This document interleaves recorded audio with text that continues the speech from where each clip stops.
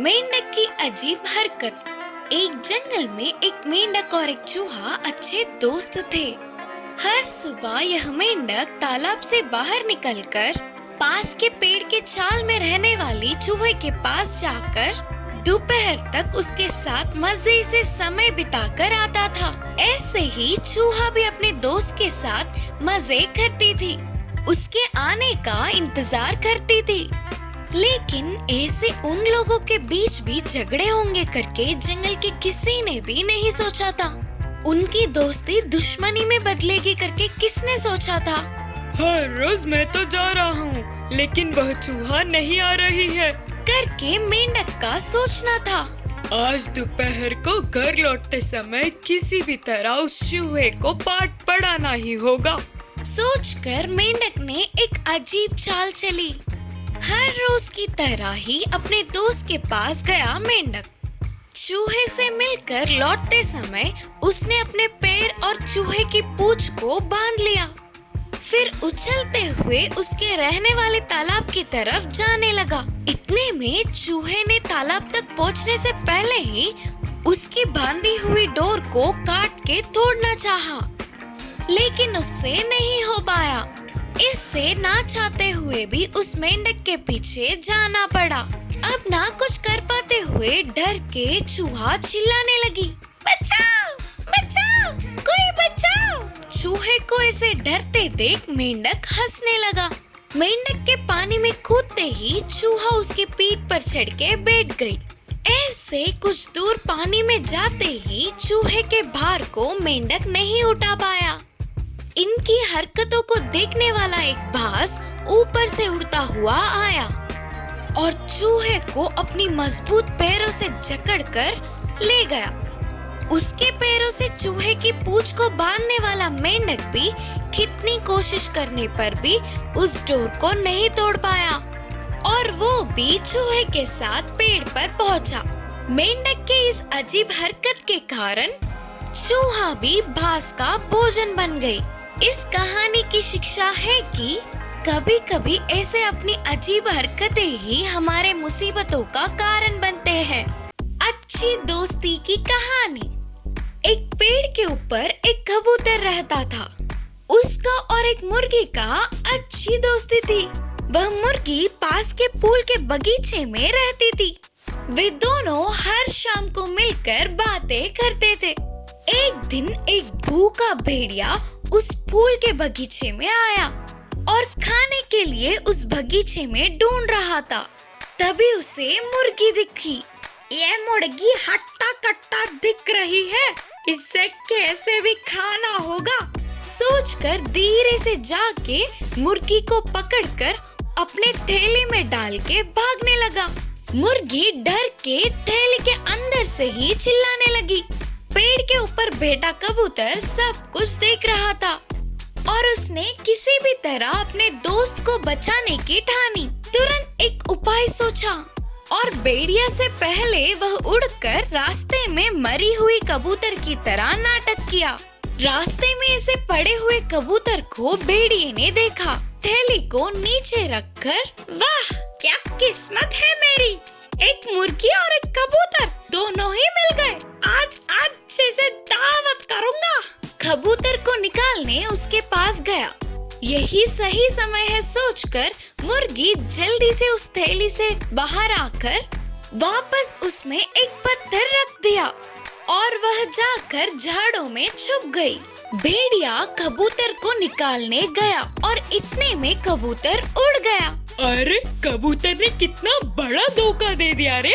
बोलते हुए थैली को लेकर घर चला गया भेड़िया। आज तो मुर्गी से ही काम चलाना होगा सोचकर थैला निकालकर देखा। मुर्गी तो नहीं थी, पर उसकी जगह एक पत्थर था। अरे ये मुर्गी एक पत्थर में कैसे बदल गया? अब मैं क्या खाऊंगा? बोलते हुए रोता गया भेड़िया। मुर्गी और कबूतर दोनों मिलकर भेड़िए पे हंसने लगे। इस कहानी की नीति है कि लालच बुरी बला है। छोटा शेर और कछुए की कहानी। एक जंगल में एक छोटा शेर रहता था। उसको थोड़ा घमंड ज्यादा ही था।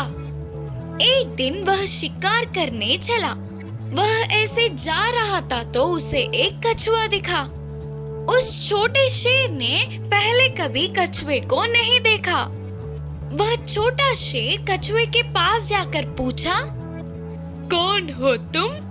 मैं भी तुम्हारी तरह एक जानवर हूँ। मेरा नाम कछुआ है। उन बातों को सुनते ही छोटे शेर को बहुत गुस्सा आया। मैं इस जंगल का होने वाला राजा हूँ। मैं और तुम एक है क्या? तुरंत वह कछुए ने अपने सिर और पैरों को अंदर कर लिया। छोटा शेर का गुस्सा और भी ज्यादा बढ़ गया। उसने कछुए को अपने पैरों से लात मारा, पर उसे कुछ भी नहीं हुआ। उस छोटे शेर ने लकड़ी लेकर मारने लगा, फिर भी कछुए को कुछ भी नहीं हुआ।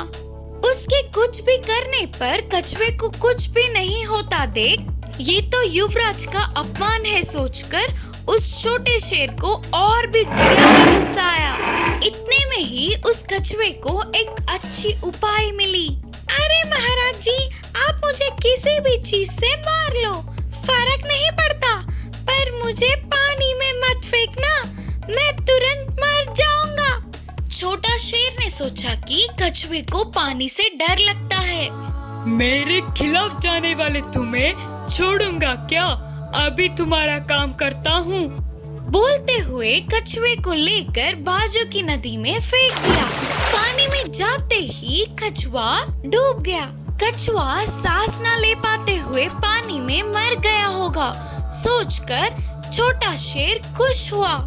कुछ देर बाद पानी में से ऊपर आने वाला कछुआ हंसते हुए बोली, अरे ओ पागल शेर राजा, मैं इस पानी में ही जीती हूँ, अब मुझे कोई कुछ नहीं कर सकता। बोलकर चली गई। कछुए की बुद्धि से छोटा शेर चौंक गया। इस कहानी की शिक्षा है कि नायक को सभी विषयों के बारे में ज्ञात होना चाहिए। आलसी हिरन की कहानी। एक जंगल में तालाब के पास हिरन और खरगोश मिलजुल कर रहते हैं। उनमें से खरगोश बहुत ही सक्रिय थे तो हिरन बहुत ही आलसी। घर के सभी जानवरों का मानना था, ऐसे कुछ नहीं, मैं भी बहुत सक्रिय हूँ, बोलते हुए बड़ाइयाँ देती थी। एक दिन इसी बात पर जानवरों के बीच झगड़ा आया। जंगल के बड़े होने वाले हाथी ने उन्हें रोककर कहा, ठीक है फिर, हिरन वह सक्रिय है बोलकर तर्क कर रही है ना, इसीलिए उसके और खरगोश के बीच एक मुकाबला रखेंगे। बड़े चुकंदर को अपने तालाब के पास ही छुपाएंगे। उन दोनों में से जो भी लेकर आता है वो जीतेगा और वो चुकंदर भी उन्हें ही मिलेगा, बोला हाथी। इसके लिए खरगोश और हिरन भी मान गए। बाकी के सभी जानवर बड़ी उत्सुकता से देख रहे थे। मुकाबला शुरू होते ही थोड़ी देर भाग भाग कर ढूंढ रहे हिरन को आलस आ गया। इतने बड़े इलाके में वो चुकंदर ढूंढना बहुत ही मुश्किल है, मैं तो थक गई, पहले आराम करती हूँ, बोलकर एक पेड़ के नीचे बैठ गई। पर खरगोश ने हर पेड़ पौधों के बीच ढूंढकर चुकंदर को हासिल कर लिया। आखिर में वह चुकंदर हिरन के बैठे हुए जगह पर ही था। सभी जानवरों ने जीतने वाली खरगोश की सक्रियता और उत्सुकता का तारीफ करने लगे। अरे रे, बाजू में होकर भी देख नहीं पाई और हार गई, बोलकर हिरन दुखी हुई और तब से उसने अपने तरीकों में बदलाव लाया। इस कहानी की नीति है कि आलस छोड़ने पर ही विजय प्राप्त कर सकते हैं।